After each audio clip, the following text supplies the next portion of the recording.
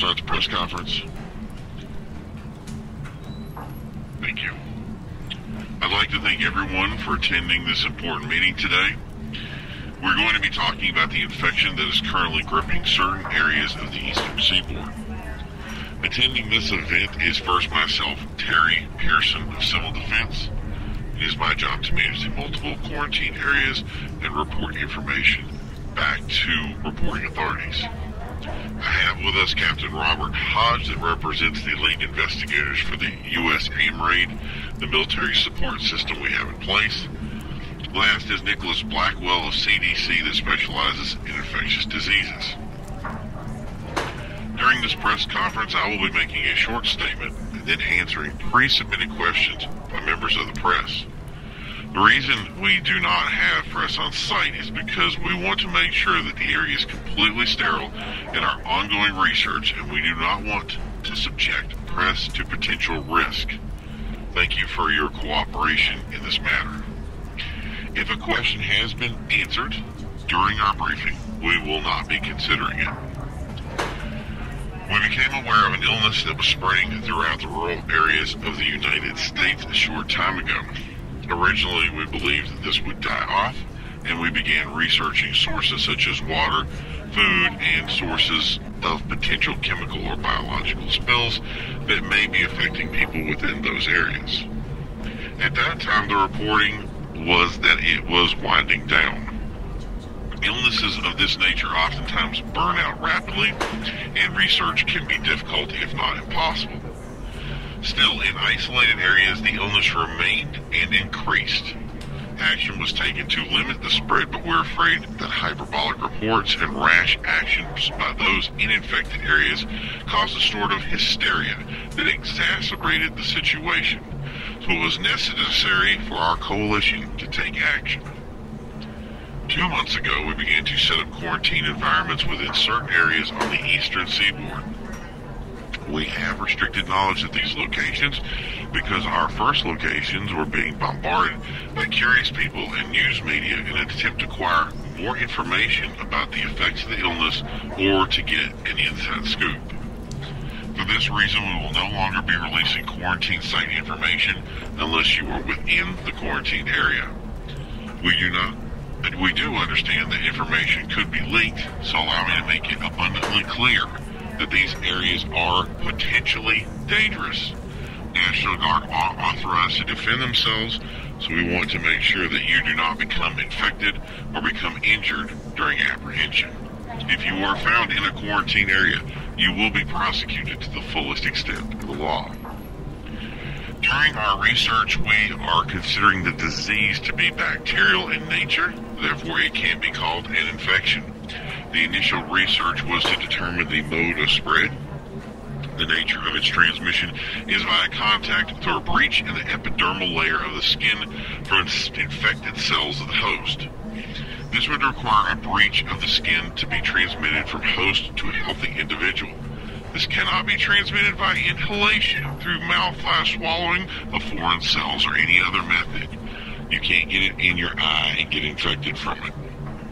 It infects in a two-part process, first locally and then by entering the bloodstream, where it changes the chemical nature of the cerebrospinal fluid surrounding the brain.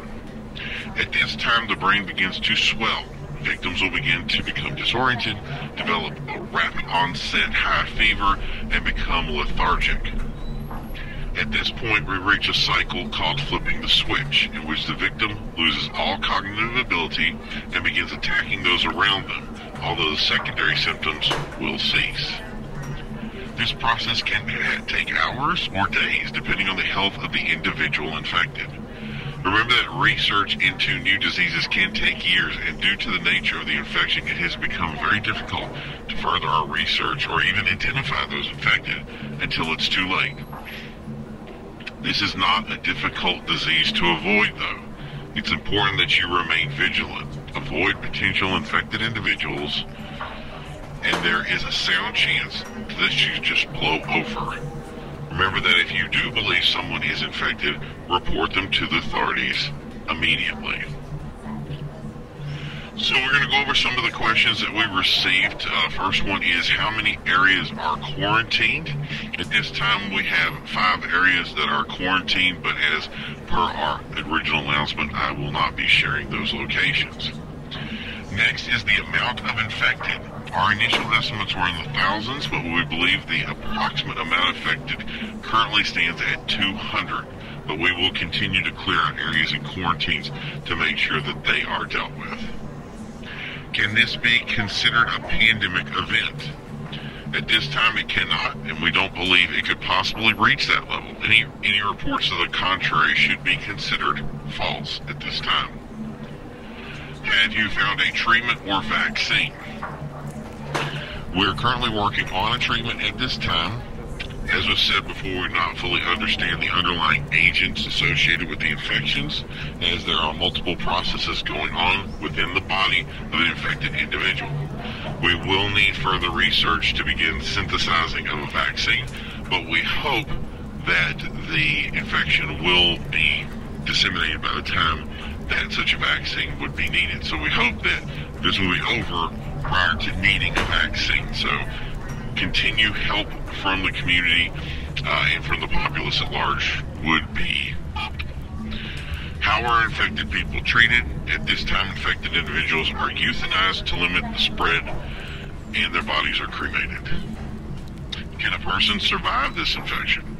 By all respects, the individual does survive the process, but they have no quality of life. It is comparable to brain death, so we're considering it fatal. But death does not occur as their lower brain functions are still operable. A person infected may still drink water, eat food, continue to go about their daily routine, but it's not something that is considered life by the way we define it now. Has the World Health Organization or UN reported any cases outside of the U.S.? No, at this time the infection seems to be relegated to isolated areas of the United States. The World Health Organization nor the UN have been involved in any research or investigation during the time that we've had this in the U.S. It has been limited to the CDC, U.S. AMRA, and Civil Defense to deal with the situation. The President has said that the quarantine areas will be taken down soon. What is the timeline for that? We should be done by the end of the week and be completely divested from quarantine areas by the weekend if we are not further interrupted by people trying to get involved with quarantine areas. And we think that currently that has been mitigated and the situation should be effectively closed at the end of that time. So that concludes our press conference for today. I want to thank the news media for spreading awareness of this event, and I want to thank you all for your time. Thank you. Active on it.